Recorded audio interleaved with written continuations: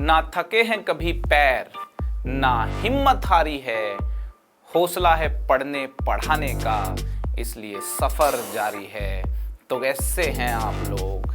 I hope आप सब लोग अच्छे होंगे और मैं भी हूं एकदम भन्नाट। प्रोबेबिलिटी का आज हमारा थर्ड लेक्चर है। फर्स्ट और सेकंड लेक्चर में हमने क्लासिकल डेफिनेशन ऑफ प्रोबेबिलिटी सीखी, उस पे कुछ क्वेश्चन हम लोगों ने कर लिए थे, राइट।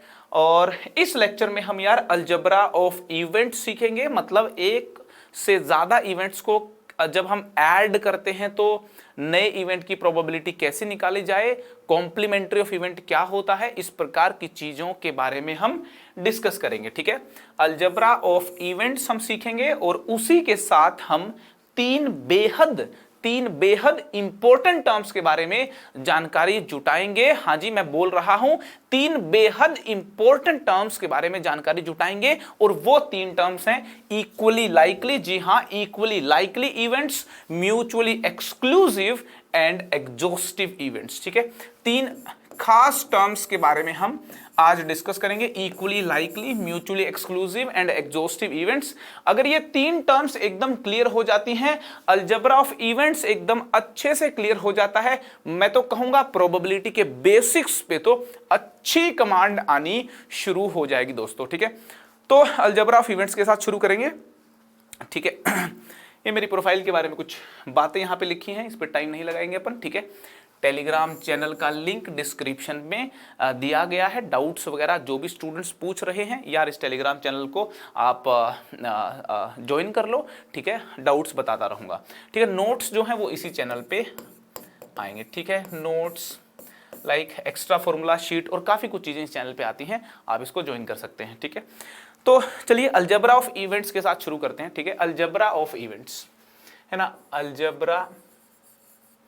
अलजेब्रा ऑफ इवेंट्स, ठीक है। अलजेब्रा ऑफ इवेंट्स में सबसे पहली चीज जो हम डिस्कस करने वाले हैं वो है कॉम्प्लीमेंट्री ऑफ एन इवेंट। एक इवेंट का कॉम्प्लीमेंट्री इवेंट क्या होता है? जी हां, मैं बोल रहा हूं एक इवेंट का कॉम्प्लीमेंट्री इवेंट क्या होता है, ठीक है। कॉम्प्लीमेंट्री ऑफ एन इवेंट, ठीक है ना। प्रोबेबिलिटी एक बेहद इंपॉर्टेंट चैप्टर है भाई, ठीक है। कॉम्प्लीमेंट्री, ठीक है ना, complementary of an event, complementary of an event. एक इवेंट का कॉम्प्लीमेंट्री क्या होता है ये हम देखेंगे यार। एक इवेंट का कॉम्प्लीमेंट्री क्या होता है, एक एग्जांपल के थ्रू बताऊंगा, उसके बाद सारी डिटेल्स मैं यहां पे लिख दूंगा कॉम्प्लीमेंट्री ऑफ एन इवेंट के बारे में। देखिए एक एक्सपेरिमेंट ले लेते हैं हम लोग, एक एक्सपेरिमेंट यहां पे ले लिया मैंने, ठीक है ना। एक एक्सपेरिमेंट ले लिया यार, यहां पे लिख दिया मैंने एक एक्सपेरिमेंट। एक्सपेरिमेंट क्या है? A dice is rolled once, ठीक है। एक डाइस को रोल कर दिया, ठीक है। और एक इवेंट मैंने डिफाइन कर दिया, इवेंट ई क्या है? Occurrence of a number, occurrence of a number greater than 4, ठीक है। Occurrence of a number greater than 4, ठीक है। ये एक इवेंट है। तो यार सैंपल स्पेस अगर देखें, है ना, सैंपल स्पेस मैं हमेशा बोलता हूं एक्सपेरिमेंट के साथ जुड़ा होता है। सैंपल स्पेस हो गया 1 2 3 4 5 6, ये वाला जो सेट हो गया, इस सेट को सैंपल स्पेस बोलते हैं, ठीक है। एक्सपेरिमेंट के ये सारे ऑल पॉसिबल आउटकम लिख दिए मैंने। इवेंट ई क्या है हमारा? इवेंट ई है एक सेट, ठीक है ना। Occurrence of a number greater than 4 बोले तो 5 और 6 का आना, 5 और 6 का आना, ठीक है। सैंपल स्पेस हो गया, सारे पॉसिबल आउटकम का सेट, यहां पे इवेंट ई लिख दिया मैंने। अब हमें समझना है कि इवेंट ई का, ध्यान से सुनना, इवेंट ई का कॉम्प्लीमेंट्री कैसे डिफाइन करते हैं। सबसे पहले आपको बता दूं, इवेंट ई का जो कॉम्प्लीमेंट्री होता है वो ई डैश के साथ डिनोट किया जाता है, या फिर ई कॉम्प्लीमेंट यूं करके ई सी लिख देते हैं, ऐसे डिनोट किया जाता है, ठीक है। इसको डिनोट करने के और भी कई सिंबल होते हैं, वो यार यहां पे मैं लिस्ट डाउन कर दूंगा। पहले एक बार समझ लेते हैं कि कॉम्प्लीमेंट्री क्या होता है, ठीक है। देखिए सैंपल स्पेस है ना, सैंपल स्पेस में से इवेंट ई वाले एलिमेंट्स को हटा दो आप, देखो सैंपल स्पेस में से इवेंट ई वाले जो एलिमेंट्स हैं वो हटा दो, बचे हुए जो एलिमेंट्स हैं बचे हुए जो एलिमेंट्स हैं वो एलिमेंट्स से बनने वाले सेट को complementary set of an event बोला जाएगा। मतलब इवेंट ई का जो कॉम्प्लीमेंट्री है वो यार ये वाला सेट होगा। बात समझ में आई क्या आपको? मतलब सैंपल स्पेस में से ई को माइनस कर दीजिए, बचा हुआ जो सेट होगा वो कॉम्प्लीमेंट्री इवेंट बोला जाएगा, कॉम्प्लीमेंट्री ऑफ एन इवेंट बोला जाएगा। बात समझ में आ गई? तो कुल मिलाकर के अगर वेन डायग्राम में इस बात को समझें, मैंने आपको बताया है कि सेट्स को वेन डायग्राम में विजुअलाइज किया जा सकता है। अगर हम वेन डायग्राम में बात को समझें तो यार वेन डायग्राम बात को समझें तो हमारा जो सैंपल स्पेस है ना, सैंपल स्पेस एक यूनिवर्सल सेट का काम करता है। जब कभी वेन डायग्राम बनाना हो तो सैंपल स्पेस जो है ना, सैंपल स्पेस, ठीक है, सैंपल स्पेस जो है वो यूनिवर्सल सेट होता है। तो यहां पे मैंने लिख दिया 1 2 3 4 5 6, ठीक है, सैंपल स्पेस हो गया। अब इवेंट ई क्या हो गया? इवेंट ई जो है, इवेंट ई हो गया ये वाला, ये हो गया इवेंट ई, ठीक है ना। ये क्या है? ये है इवेंट ई। अब इवेंट ई को छोड़ के जो बचा हुआ पार्ट है, बता दूं आपको, इवेंट ई को छोड़ के ये जो बचा हुआ पार्ट है ये हो गया complementary of an event E. ये क्या हो गया? ये हो गया complementary of an event E. क्या हो गया ये हो गया complementary of an event E. इसको ई कॉम्प्लीमेंट बोलेंगे। क्या बोलेंगे? E complement. फिर से बता दूं आपको मैं कि जो इवेंट ई है ना, इवेंट ई, उसको छोड़ के जो पार्ट बचा हुआ है वो यार ई कॉम्प्लीमेंट है। क्या है? E complement. तो यहां पे लिख देता हूं E complement basically sample space में से इवेंट ई को हटा दीजिए, सैंपल स्पेस में से इवेंट ई को हटा दीजिए, वो हो जाएगा कॉम्प्लीमेंट ऑफ एन इवेंट। बात समझ में आई? यार इसके और नोटेशंस भी देख लेते हैं, ठीक है ना। देखो जरा कुछ और नोटेशंस भी देख लेते हैं, है ना। ये बात तो एकदम तय हो गई कि हमारा एक सैंपल स्पेस होगा, ठीक है ना, सैंपल स्पेस होगा, ठीक है। और अगर सैंपल स्पेस के करस्पॉन्डिंग ये अगर इवेंट ई है ना, ये पोर्शन इवेंट ई है, तो जो बचा हुआ पोर्शन है वो है नोट ई। बचा हुआ पोर्शन क्या है? बचा हुआ पोर्शन है नोट ई, है ना। ये जो पोर्शन है ना, ये वाला portion, this portion is not E, है ना। और ये जो नोट ई है ना, नोट ई, इसी को बोलते हैं ई कॉम्प्लीमेंट, ठीक है ना। ये जो नोट ई पोर्शन है, वापस से यहाँ पे डायग्रामेटिकली बता दूं, इसी को बोलते हैं ई कॉम्प्लीमेंट, ठीक है। सबसे पहले तो बता दूं कि जो ई कॉम्प्लीमेंट है इसको आप यूं ई के ऊपर सी लगा दो, ऐसे रिप्रेजेंट कर लो, है ना। आप इसको ई के ऊपर डैश लगा दीजिए, है ना। आप ई के आगे यूं बना दीजिए, है ना। आप नोट ई लिख दीजिए, ठीक है। ये वेरियस सिंबल्स हैं, ये बहुत सारे सिंबल्स हैं, आप किसी भी तरीके से लिख दो। अच्छा यूं भी लिख देते हैं, ई के ऊपर यहाँ बार लगा देते हैं, आप कैसे भी लिख दीजिए, मीनिंग सेम ही होगा, ठीक है ना। और ये बात तय है कि जो इवेंट ई कॉम्प्लीमेंट है वो सैंपल स्पेस में से इवेंट ई माइनस करके निकाला जा सकता है, ठीक है। अब मैं आपको एक बात बता दूं कि जो सैंपल स्पेस की प्रोबेबिलिटी होती है वो 1 होती है, ठीक है। ये जो सैंपल स्पेस है ना, सैंपल स्पेस की जो प्रोबेबिलिटी होती है वो 1 होती है, क्योंकि अगर आपने एक्सपेरिमेंट किया है तो सैंपल स्पेस में सारे आउटकम्स होते हैं, तो उन आउटकम्स में से कुछ ना कुछ तो होगा ही होगा। तो कहने का मतलब सैंपल स्पेस की जो प्रोबेबिलिटी है वो 1 हो गई, ठीक है जी। सैंपल स्पेस की प्रोबेबिलिटी 1 हो गई। अब एक बात तय है, अगर इवेंट ई और इवेंट ई कॉम्प्लीमेंट जोड़ दिया जाए ना तो पूरा सैंपल स्पेस बनता है, ठीक है।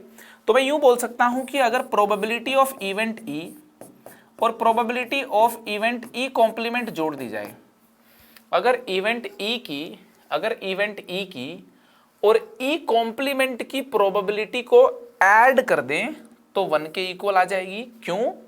क्योंकि इवेंट ई और इवेंट ई कॉम्प्लीमेंट दोनों को जोड़ने से सैंपल स्पेस बनता है और सैंपल स्पेस की प्रोबेबिलिटी 1 होती है, ठीक है ना।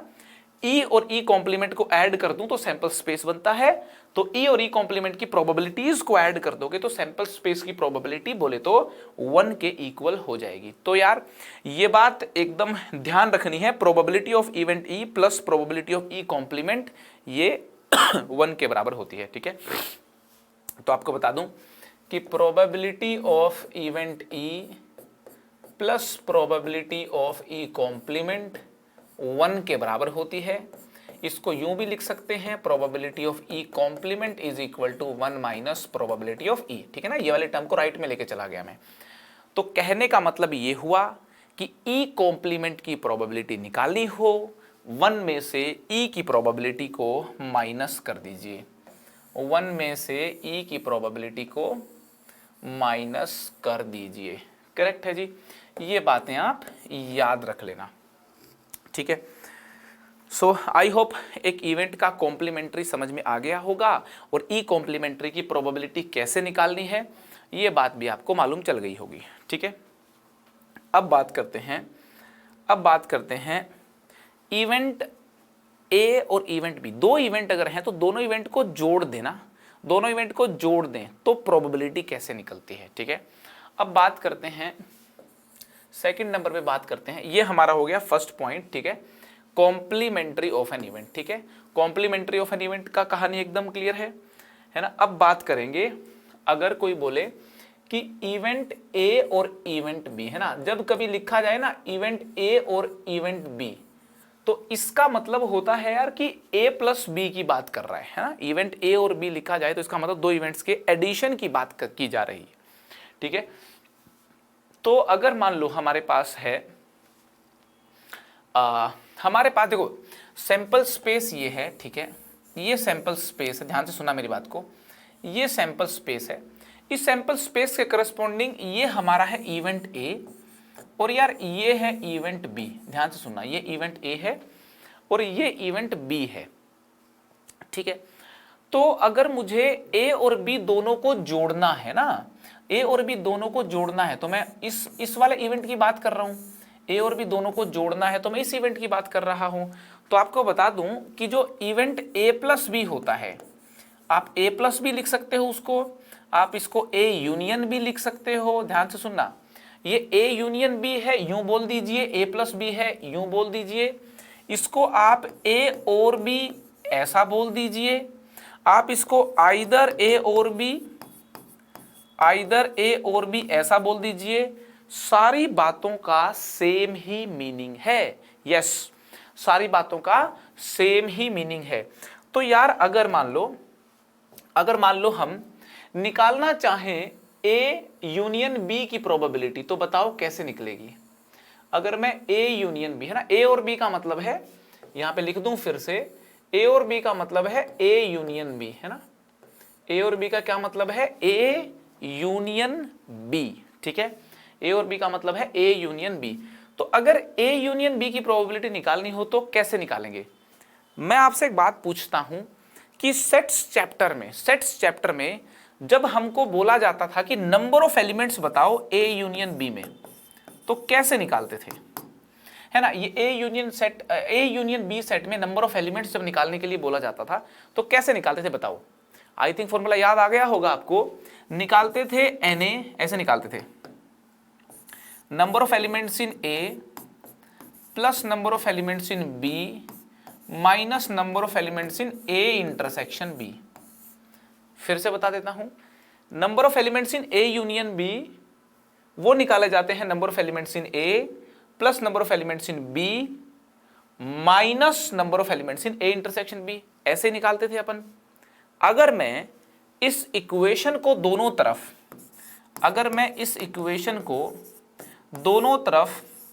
ns से डिवाइड कर दूं, ns बोले तो number of elements in sample space, number of elements in sample space से डिवाइड कर दूं तो ये हो जाएगा Na upon ns plus nb upon ns minus n a intersection b upon ns, ऐसा हो जाएगा। करेक्ट है। आप देख लें N A union B upon N S, इसको लिख सकते हैं प्रोबेबिलिटी। तो प्रोबेबिलिटी हो गई favourable outcome upon total outcome, है ना। डिनोमिनेटर में देखिए टोटल आउटकम लिखा हुआ है, डिनोमिनेटर में टोटल आउटकम लिखा हुआ है, तो ये हो गई favourable upon total outcome, probability हो गई ये, तो probability of A union B, ठीक है। ये हो गया प्रोबेबिलिटी ऑफ ए, है ना, ये हो गया प्रोबेबिलिटी ऑफ ए प्लस ये हो गया प्रोबेबिलिटी ऑफ बी, ये हो गया प्रोबेबिलिटी ऑफ बी माइनस ये हो गया probability of A intersection B minus probability of A intersection B, ठीक है। क्या हो गया probability of A intersection B, ठीक है। तो यार यहाँ पे बात सामने आई है, देखिए कितनी इंटरेस्टिंग थ्योरम यहाँ पे निकल करके आई है, यहाँ पे कितनी मस्त एकदम थ्योरम निकल करके आई है कि probability of A union B, है ना। मतलब ये जो ए यूनियन बी है ना, ये वाला जो पोर्शन है, ये जो ए यूनियन बी है ना, ये वाला जो पोर्शन है, ये जो ए यूनियन बी है, ये वाला जो पोर्शन है, ए यूनियन बी की जो प्रोबेबिलिटी है, this is equal to probability of A plus probability of B minus ये ए इंटरसेक्शन बी, इसकी प्रोबेबिलिटी, ठीक है ना, minus probability of A intersection B, ठीक है जी। तो ये सेट्स में थ्योरम होती थी नंबर ऑफ एलिमेंट्स निकालने के लिए ए यूनियन बी की, और ये प्रोबेबिलिटी में थ्योरम है ए यूनियन बी सेट की प्रोबेबिलिटी निकालने के लिए। बात समझ में आई। दो इवेंट्स का यूनियन ले लो आप, दो इवेंट्स का यूनियन बोले तो एडिशन कर लो आप, दो इवेंट्स का अगर आप यूनियन ले लोगे तो उस नए इवेंट की प्रोबेबिलिटी निकालनी हो तो यार इस थ्योरम से निकाल सकते हो। और यहाँ पे देखिए दो इवेंट्स को ऐड करके इनकी प्रोबेबिलिटी निकालने की थ्योरम है ये, तो इस वजह से इसको हम एडिशन थ्योरम ऑफ प्रोबेबिलिटी भी बोलते हैं। इसको क्या बोलते हैं?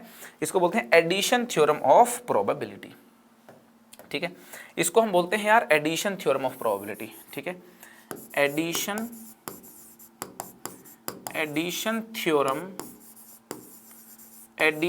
थ्योरम ऑन प्रोबेबिलिटी, ठीक है ना, addition theorem of probability.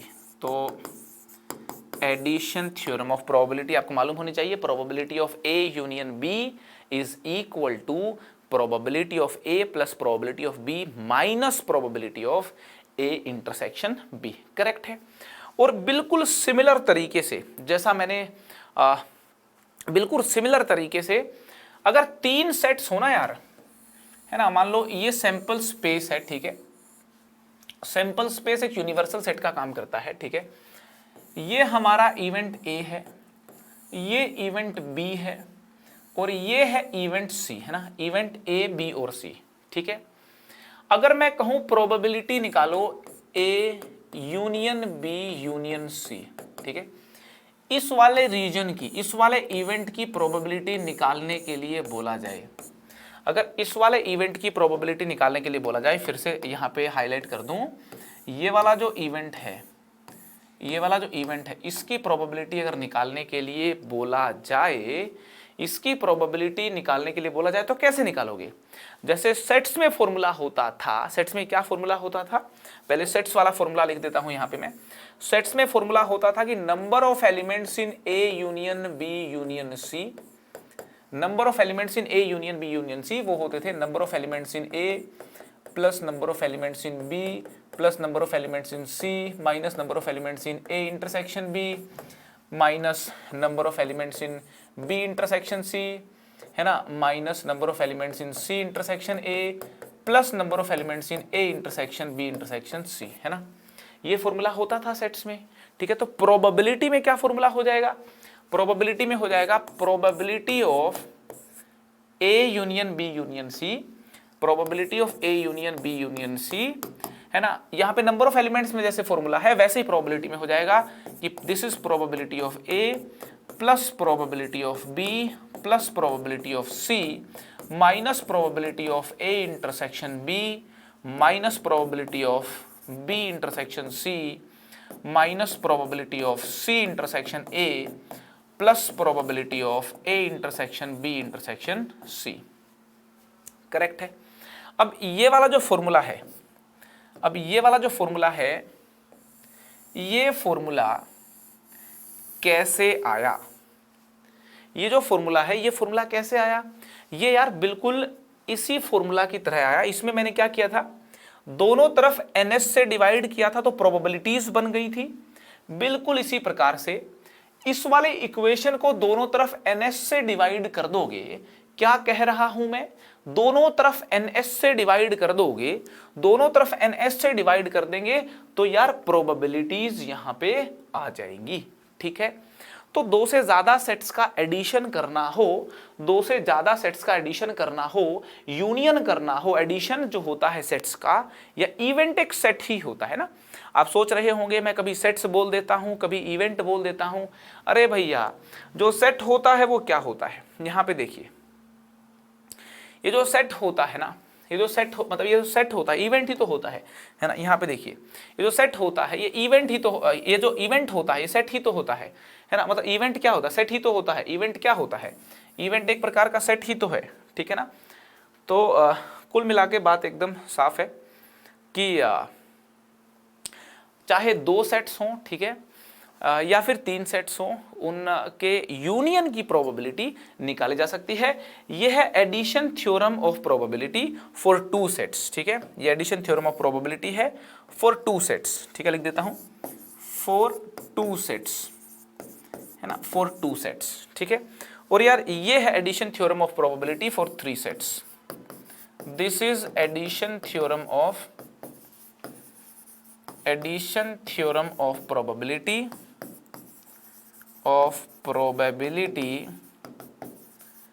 for three sets. This is addition theorem of probability for three sets.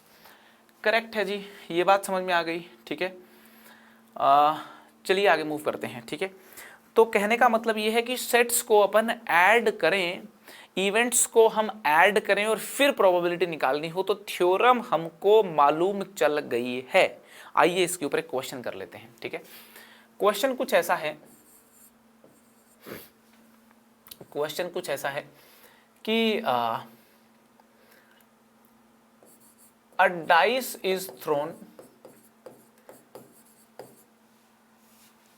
a dice is thrown once, what is the probability,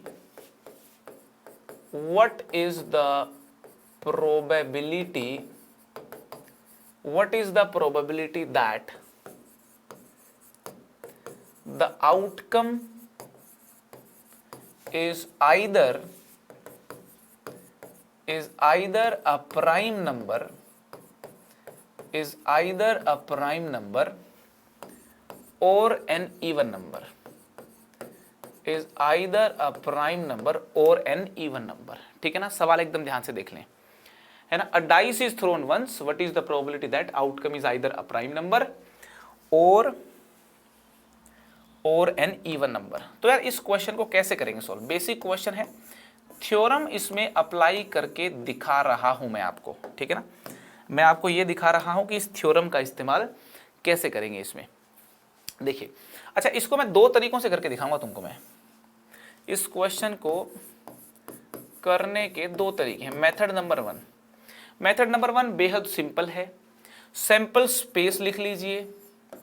sample space हो गया यार कुछ ऐसा, डाइस थ्रो की है आपने, 1 2 3 4 5 6 ये आउटकम्स जो हैं आ सकते हैं। ठीक है, और इवेंट ई, फेवरेबल आउटकम्स देखिए इवेंट ई में लिखते हैं हम लोग। ठीक है ना, इवेंट ई को मान लीजिए occurrence of a prime number और एन इवन नंबर, तो फेवरेबल आउटकम इवेंट ई में लिख लेते हैं। ठीक है, तो इवेंट ई जो है या तो प्राइम नंबर होना चाहिए या इवन नंबर होना चाहिए। तो 2 3 4 5 और 6, 1 ऐसा है, 1 ऐसा अंक है जो ना ही प्राइम नंबर है ना ही इवन नंबर है, बाकी 2 3 4 5 6 सारे हमारे फेवरेबल आउटकम्स होंगे। ठीक है ना, इवेंट ई में लिख दिए मैंने फेवरेबल आउटकम्स, फेवरेबल आउटकम्स। ठीक है ना, तो सीधी बात है, प्रोबेबिलिटी निकालोगे ना प्रोबेबिलिटी ऑफ इवेंट ई की, तो 5 आउटकम फेवर करते हैं, टोटल आउटकम 6 हैं, आंसर आ गया 5/6। इवेंट ई की प्रोबेबिलिटी कितनी आ गई, इवेंट ई की प्रोबेबिलिटी आ गई 5/6। ठीक है, मेथड नंबर 2, एक और मेथड देख लीजिए इस चीज को हैंडल करने का। मेथड नंबर 2 क्या है, सैंपल स्पेस तो आपके सामने है, ठीक है ना, सैंपल स्पेस तो आपके सामने है 1 2 3 4 5 6, ठीक है। आप क्या करो, दो इवेंट बना लो, इवेंट E1 और इवेंट E2, है ना। यहां पे देखिए इवेंट E1 और E2 दो इवेंट का ये यूनियन लिखा हुआ है, एक तो occurrence of a prime number और एक occurrence of an even number, इन दोनों को जोड़ा गया है और फिर उसकी प्रोबेबिलिटी पूछी गई है। बता दूं आपको, इवेंट E1 मान लिया occurrence of a prime number, event E1 मान लिया occurrence of a prime number, ध्यान से देखो आप, occurrence of a prime number, ठीक है। E2 मान लिया occurrence of an even number, है ना। E1 मान लिया occurrence of a prime number और E2 मान लिया occurrence of an even number, ठीक है। तो जो हमारा E1 है, जो हमारा E1 है occurrence of a prime number, जो हमारा E1 है occurrence of a prime number, उसमें कौन कौन से एलिमेंट्स होंगे, 2 3 और 5, है ना। E2 है occurrence of an even number, E2 में कौन कौन से एलिमेंट्स होंगे, 2 4 और 6, ठीक है। E1 और E2 का इंटरसेक्शन ले तो क्या होगा भाई, E1 और E2 का इंटरसेक्शन ले तो कितना हो गया, वो हो गया हमारा 2, ठीक है। तो अगर कोई पूछे कि प्रोबेबिलिटी बताओ E1 यूनियन E2 की, क्योंकि इसने कहा या तो ये हो जाए या फिर ये हो जाए, ठीक है। तो प्रोबेबिलिटी ऑफ E1 कितना है, 3, मतलब फॉर्मूला क्या लगेगा, probability of E1 plus probability of E2 minus probability of E1 intersection E2, ठीक है ना। तो प्रोबेबिलिटी ऑफ E1 कितनी होगी, 3/6, प्रोबेबिलिटी ऑफ E2 क्या हो गई, E2 हो गई 3/6, है ना, माइनस E1 इंटरसेक्शन E2 क्या हो गई 1/6, तो आप देख लो आंसर फिर से 5/6 आ गया, ठीक है। तो कहने का मेरा मतलब ये है, डायरेक्ट आप इस पूरे कंबाइंड इवेंट की प्रोबेबिलिटी निकाल लो, या फिर सेपरेट इवेंट करके फिर इनके यूनियन की प्रोबेबिलिटी इस फॉर्मूला से निकालो, भाई आंसर तो सेम ही आना है, आंसर तो सेम ही आना है। मैंने बस आपको इस तरीके के through addition theorem of probability इस्तेमाल करके दिखा दी, बहुत ही सिंपल, बहुत ही बेसिक सवाल है, ठीक है ना। अरे समझ में आ रही कि नहीं आ रही, यहां पे तो बस मैंने आपको इस मेथड से आपको बता दिया कि यार एडिशन थ्योरम ऑफ प्रोबेबिलिटी का एप्लीकेशन कैसे करते हैं, बहुत ही साधारण तरीके से बस एक बात बताने की कोशिश की है आपको, ठीक है। आई होप आपको दो सेट्स का जोड़ना, दो इवेंट्स का जोड़ना समझ में आ गया होगा। दो सेट्स का जब जोड़ करते हैं तो उसकी प्रोबेबिलिटी कैसे निकालते हैं, ये बात भी आई होप आपको समझ में आई होगी, ठीक है। अब मूव करते हैं इंटरसेक्शन ऑफ टू सेट्स, मतलब दो इवेंट्स का कॉमन पार्ट, उसको बोलते हैं इवेंट ए एंड बी।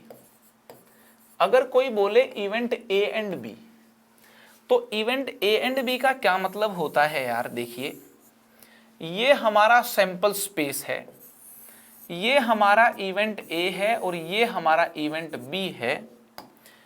तो ये जो इवेंट है इसको हम इवेंट ए एंड बी बोलते हैं, है ना। ये अगर ए है, ये अगर बी है, तो ये हमारा इवेंट ए एंड बी है। ये क्या है, ये है event A and B, this is event A and B, ठीक है ना। कॉमन पार्ट जो है ना ए और बी का, कॉमन पार्ट जो है ए और बी का, या इवेंट ए और इवेंट बी का, वो होता है ए एंड बी, ठीक है। ए एंड बी लिख दो आप, ए एंड बी लिख दो आप, ए इंटरसेक्शन बी लिख दो आप, ए डॉट बी लिख दो आप, बोथ ए एंड बी लिख दो आप, सबका मीनिंग एक है ना, सबका मीनिंग एक है, एक ही माया के चार नाम हैं, बात एक ही है, ठीक है। आप ए एंड बी लिख दो, आप ए इंटरसेक्शन बी लिख दो, आप ए ऐसे डॉट लगा के बी लिख दो, बोथ ए एंड बी लिख दो, मीनिंग सबका ही सेम होगा, ठीक है। ये हो गया इवेंट ए एंड बी का मीनिंग। बात समझ में आ गई? तो क्या होता है कि इवेंट्स को ऐड कैसे करते हैं, इवेंट्स में कॉमन कैसे लेना है, एक इवेंट का कॉम्प्लीमेंट क्या होता है, आई होप आपको समझ आ गया होगा।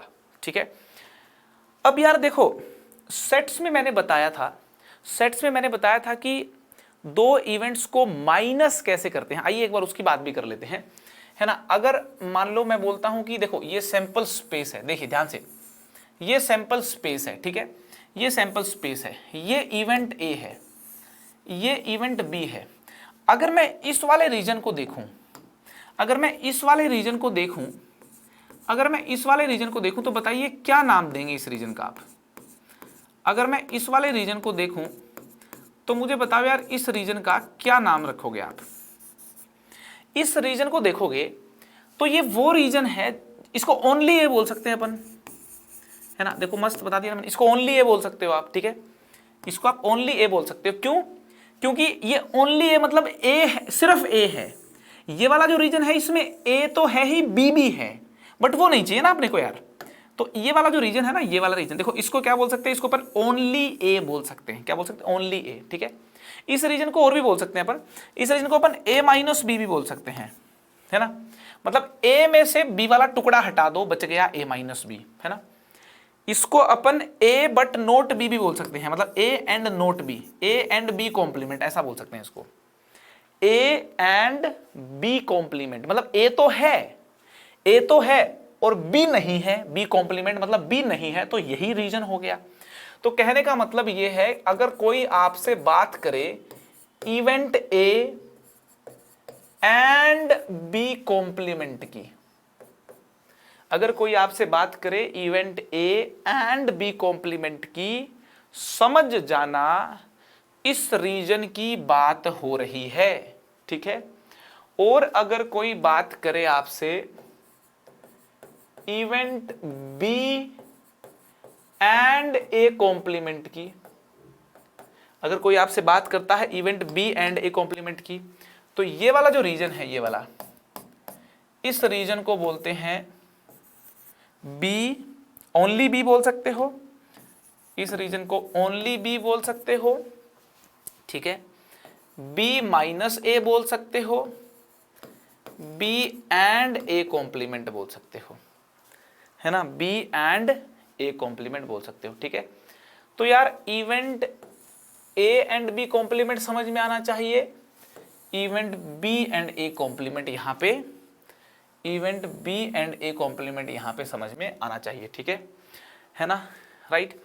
तो यहां पे अगर मैं आपसे पूछता हूं, यहां से अगर मैं आपसे पूछता हूं कि यार ये सैंपल स्पेस अगर हो, ये सैंपल स्पेस हो, ये इवेंट ए और ये इवेंट बी है, तो इसको क्या बोलेंगे? इसको बोलेंगे ए एंड बी, ए और बी का दोनों का इकट्ठा होना, ए एंड बी, ठीक है। अगर मैं इस इवेंट को बोलूं, इस पूरे इवेंट को बोलूं कि क्या नाम है, ए यूनियन बी, ए और बी को ऐड करके ए यूनियन बी, ठीक है। अगर मैं कहूं कि इस वाले इवेंट का क्या नाम है, ये है ए माइनस बी, क्या है? ए माइनस बी। इस वाले इवेंट को बोलूं तो ये क्या है? ये है बी माइनस ए, क्या है? बी माइनस ए, करेक्ट है जी। तो कुल मिलाकर के यार आपको इवेंट्स का अलजेब्रा समझ में आ गया होगा, है ना। इवेंट्स का अलजेब्रा इज बेसिकली सेट्स का अलजेब्रा, ठीक है ना। यहां पे लिख देता हूं मैं, इवेंट्स का अलजेब्रा, इवेंट्स का अलजेब्रा, इवेंट्स का अलजेब्रा इज बेसिकली सेट्स का अलजेब्रा, सेट्स का अलजेब्रा। इवेंट्स का अलजेब्रा इज बेसिकली सेट्स का अलजेब्रा। सेट्स का अलजेब्रा अगर आपको आता है, इवेंट्स का अलजेब्रा आपको आता है। क्लियर है एकदम? चलिए बहुत ही बढ़िया, बहुत ही शानदार। तो अलजेब्रा ऑफ इवेंट्स आपको एकदम क्लियर है। अलजेब्रा ऑफ इवेंट्स पे क्वेश्चंस जो हैं वो अपन नेक्स्ट सेशन में करेंगे। और यार बहुत इंपॉर्टेंट सेगमेंट है, डायरेक्ट सवाल इसके ऊपर आता है, डायरेक्ट क्वेश्चन आता है, इसलिए बातें मालूम होनी चाहिए। आई होप सेट्स तो आपको आता ही होगा। तो मुझे लगता नहीं है कि अलजेब्रा ऑफ इवेंट्स हैंडल करने में आपको कोई समस्या होगी। एक इवेंट बेसिकली एक सेट होता है, ठीक है ना, इवेंट में एलिमेंट्स होते हैं तो ऑब्वियसली वो सेट हो ही गया, ठीक है। अब यार तीन बेहद खास टर्म्स का हम जिक्र करेंगे। एक तो है इक्वली लाइकली, है ना, इक्वली लाइकली इवेंट्स, है ना, इक्वली लाइकली इवेंट्स। तीन बेहद खास टर्म्स की जानकारी जुटाना बहुत इंपॉर्टेंट है। Equally likely events, second is mutually exclusive events, mutually exclusive events, और तीसरी है एग्जॉस्टिव इवेंट्स, ठीक है। Equally likely events, mutually exclusive events and exhaustive events. क्या है इक्वली लाइकली इवेंट्स, क्या होते हैं? जैसा कि डाइस वाला जो एग्जांपल है वो मेरा बड़ा फेवरेट एग्जांपल है, उससे पूरी प्रोबेबिलिटी सिखा सकता हूं मैं आपको, है ना। डाइस वाला एग्जांपल, एक एक्सपेरिमेंट करते हैं, डाइस को रोल करते हैं। देखिए सारी बात बता देता हूं। एक्सपेरिमेंट कर दिया मैंने, a dice is rolled once, a dice is rolled once. ध्यान से सुनना, a dice is rolled once, ठीक है। मैं कुछ इवेंट ले रहा हूं इस एक्सपेरिमेंट के corresponding, event A, event B, event C, event D. Event A है occurrence of an even number, event B है occurrence of an odd number, occurrence of an odd number. Event C है occurrence of a prime number, occurrence of a prime number. Event D है occurrence of an even, occurrence of an even prime number, occurrence of an even prime number, ठीक है। चार events ले लिए मैंने, ए B सी और D, ठीक है। चार इवेंट्स ले लिए, ए बी सी और डी, ठीक है। अब यार एक बात बताइए, जो इवेंट ए है occurrence of an even number, क्या बोल रहा हूं मैं, occurrence of an even number, तो बताइए इसके क्या क्या एलिमेंट्स होंगे। इवेंट ए के एलिमेंट्स होंगे, है ना, इवेंट ए के क्या एलिमेंट्स होंगे, 2, 4 और 6। डाइस को जब रोल करते हैं तो इवन नंबर तो क्या होंगे, 2, 4 और 6 ही होंगे, ठीक है। 2, 4, 6, ठीक है। बी को देखिए occurrence of an odd number, ठीक है। बी को देखिए occurrence of an odd number, इसके एलिमेंट क्या हैं, 1, 3 और 5। जो सी है occurrence of a prime number, prime number C के एलिमेंट्स होंगे, सी के एलिमेंट्स होंगे अपने प्राइम नंबर बोले तो 2, 3 और 5। डी के जो एलिमेंट्स होंगे वो क्या होंगे, occurrence of an even prime, even prime मान लो 2 है। दुनिया का इकलौता प्राइम नंबर जो इवन नंबर भी है वो 2 है, ठीक है ना। इकलौता प्राइम नंबर है ये, इकलौता प्राइम नंबर है जो इवन नंबर भी है, ठीक है। अच्छा, सैंपल स्पेस मालूम है, सैंपल स्पेस क्या होगा, 1, 2, 3, 4, 5, 6, ठीक है। मैं आपसे ये पूछ रहा हूं कि इवेंट ए की प्रोबेबिलिटी क्या होगी, probability of event A, favourable outcome 3, total 6, 3/6।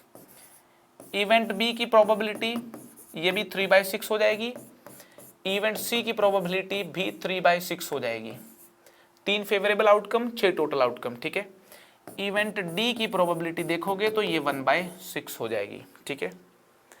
अब समझना ये है कि इक्वली लाइकली इवेंट्स क्या होते हैं, समझना यह है कि इक्वली लाइकली इवेंट्स क्या होते हैं।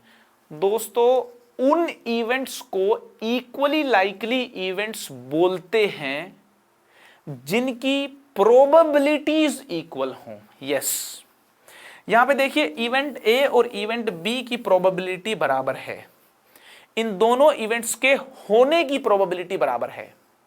आपको बता दूं, अगर इवेंट्स के होने की प्रोबेबिलिटी बराबर होगी तो ना होने की भी बराबर होगी। इवेंट्स के होने की प्रोबेबिलिटी बराबर हो तो ना होने की प्रोबेबिलिटी भी बराबर होती है। अगर इवेंट्स की अकरेंस, होना बोले तो अकरेंस, ना होना बोले तो नॉन अकरेंस, अगर इवेंट्स की अकरेंस की प्रोबेबिलिटीज बराबर है तो इवेंट्स को इक्वली लाइकली इवेंट्स बोला जाएगा। तो यार यहां पे देखिए इवेंट ए और बी की प्रोबेबिलिटीज 3/6 3/6 हैं। मैं तो कहता हूं सी की भी 3/6 है। तो ए और बी इक्वली लाइकली हैं, बी और सी भी इक्वली लाइकली हैं, ए और सी भी इक्वली लाइकली हैं, ए बी सी तीनों भी इक्वली लाइकली हैं। समझ में आ रही कि नहीं आ रही बात? इक्वली लाइकली उन इवेंट्स को बोला जाएगा जिनकी प्रोबेबिलिटीज होने की इक्वल हों। होने की इक्वल होंगी तो ना होने की भी इक्वल होंगी। तो कहने का मतलब होने की इक्वल हो या ना होने की इक्वल हो, प्रोबेबिलिटीज अगर होने या ना होने की इक्वल हो जाएं, होने की इक्वल हो जाएं या ना होने की इक्वल हो जाएं, तो इवेंट्स को क्या बोलेंगे? इक्वली लाइकली इवेंट्स बोलेंगे। ठीक है, तो कुल मिलाकर के बात यह है कि events are said to be, events are said to be equally likely, events are said to be equally likely if they are equally probable, if they are equally probable। ठीक है, बता दूं events are said to be equally likely if they are equally probable। ठीक है ना, equi probable बोल सकते हैं इसको, इक्वली प्रोबेबल, ठीक है, इक्वी प्रोबेबल है ना, if they are equiprobable है ना, if they are equiprobable, equiprobable, equiprobable बोले तो उनके होने की प्रोबेबिलिटीज बराबर हों, उनके ना होने की प्रोबेबिलिटीज भी बराबर हों। ठीक है, तो है ना, इक्वी प्रोबेबल का मतलब है प्रोबेबिलिटीज आर इक्वल। ठीक है ना, इक्वी प्रोबेबल का मतलब है probabilities of occurrence are equal, probabilities of occurrence are equal, उनके होने की प्रोबेबिलिटीज क्या हो? बराबर हो। और मैं बता चुका हूं होने की प्रोबेबिलिटीज बराबर हो तो ना होने की बराबर होती हैं। ठीक है, अब मूव करते हैं म्यूचुअली एक्सक्लूसिव इवेंट्स क्या होते हैं। म्यूचुअली एक्सक्लूसिव इवेंट्स वो होते हैं जिनका इंटरसेक्शन नल सेट हो। Two events are set to be mutually exclusive if their intersection is a null set. दो इवेंट्स को म्यूचुअली एक्सक्लूसिव बोलेंगे अगर उनका इंटरसेक्शन 0 होगा तो। ठीक है ना, अच्छा ये बात तो यहां पे लिखने की जरूरत नहीं है ना, चलो फिर भी लिख देता हूं कि events A B C are they are equally likely. ठीक है ना, ये बात चलो यहां कहां लिखूं, यहां लिख देता हूं, है ना, यहां लिख देता हूं events A comma B and C are equally likely, है ना, क्या है? इक्वली लाइकली है। ठीक है, अच्छा मेरे को बताओ ए का और बी का इंटरसेक्शन 0 नल सेट है क्या? ए और बी में कोई भी कॉमन एलिमेंट नहीं है, ए और बी में कोई भी कॉमन एलिमेंट नहीं है, दोनों का इंटरसेक्शन लेंगे, नल सेट आएगा। क्या आएगा? नल सेट आएगा। तो ए और बी क्या हो गए? म्यूचुअली एक्सक्लूसिव हो गए। बता दूं, दो सेट्स में कॉमन कुछ भी ना हो उसको म्यूचुअली एक्सक्लूसिव बोलते हैं। इन दोनों में कुछ भी कॉमन ना हो, कॉमन नहीं है, देख लीजिए नहीं है कॉमन, म्यूचुअली एक्सक्लूसिव बोला जाएगा। ठीक है, आप देखो बी वाले में और डी वाले में, बी वाले में डी वाले में कुछ भी कॉमन नहीं है, म्यूचुअली एक्सक्लूसिव होंगे। क्या होंगे? म्यूचुअली एक्सक्लूसिव होंगे। ठीक है, तो यहां पे एग्जांपल के लिए ए एंड बी जो है, A and B are mutually exclusive. ठीक है, ठीक, ए और बी म्यूचुअली एक्सक्लूसिव है, ये बात लिख दी मैंने। ठीक है, ए और बी क्या है? म्यूचुअली एक्सक्लूसिव है। बी और डी है ना, बी और डी म्यूचुअली एक्सक्लूसिव है। ठीक है, B and D are also mutually exclusive. ठीक है ना, तो कुल मिलाकर के बात ये हो गई कि कुल मिलाकर के बात ये हो गई कि if A and B are mutually exclusive, A और बी म्यूचुअली एक्सक्लूसिव हैं, then probability of A intersection B zero होगी, है ना। Probability of A intersection B zero क्यों होगी? क्योंकि ए और बी का जब इंटरसेक्शन करोगे तो नल सेट आएगा। ए और बी का इंटरसेक्शन करोगे तो क्या आएगा? नल सेट आएगा। ए और बी का इंटरसेक्शन नल सेट आएगा, ऐसा बोल दीजिए। या भाई ए और बी में कॉमन एलिमेंट है ही नहीं, ए और बी को कॉमन होने में कोई फेवर ही नहीं करता, तो इनके कॉमन सेट की प्रोबेबिलिटी, इनके कॉमन सेट की प्रोबेबिलिटी क्या हो जाएगी? जीरो हो जाएगी। ठीक है ना, ए इंटरसेक्शन बी की प्रोबेबिलिटी क्या हो जाएगी? जीरो हो जाएगी। तो म्यूचुअल एक्सक्लूसिव इवेंट्स में कॉमन अगर होंगे तो प्रोबेबिलिटी क्या होती है? जीरो होती है। ठीक है, एक और बात बता दूं मैं आपको कि म्यूचुअली एक्सक्लूसिव इवेंट्स के केस में देखो एक और क्या चीज होती है।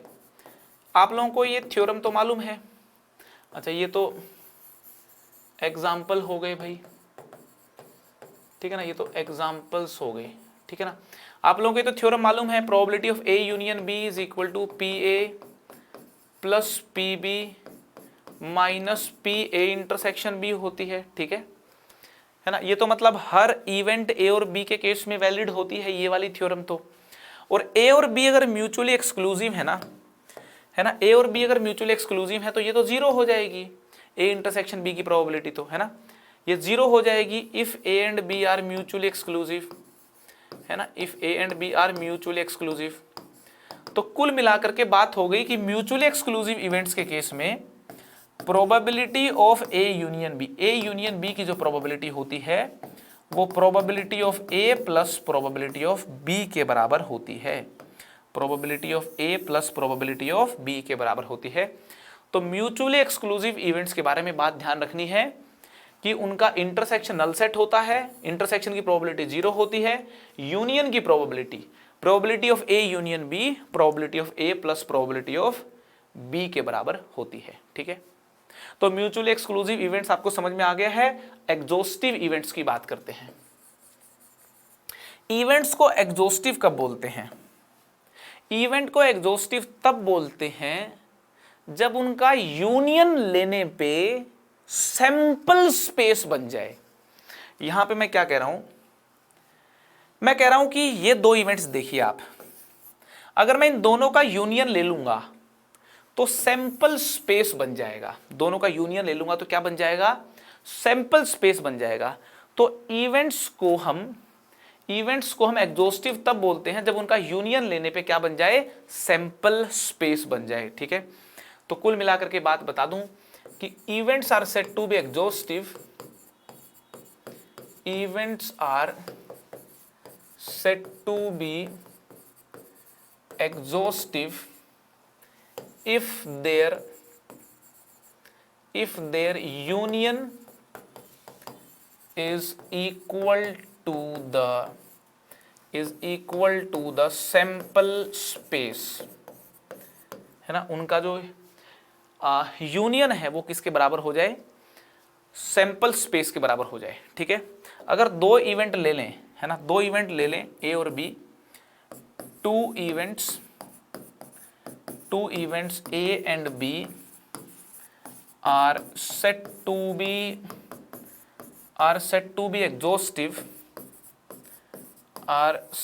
be exhaustive if A union B is equal to sample space, है ना। दो इवेंट्स ए और बी को एग्जॉस्टिव तब बोलेंगे जब उनका यूनियन जो है वो सैंपल स्पेस के बराबर हो जाए, और यूनियन सैंपल स्पेस के बराबर है ना यार, तो प्रोबेबिलिटी देखोगे यूनियन की तो 1 मिलनी चाहिए।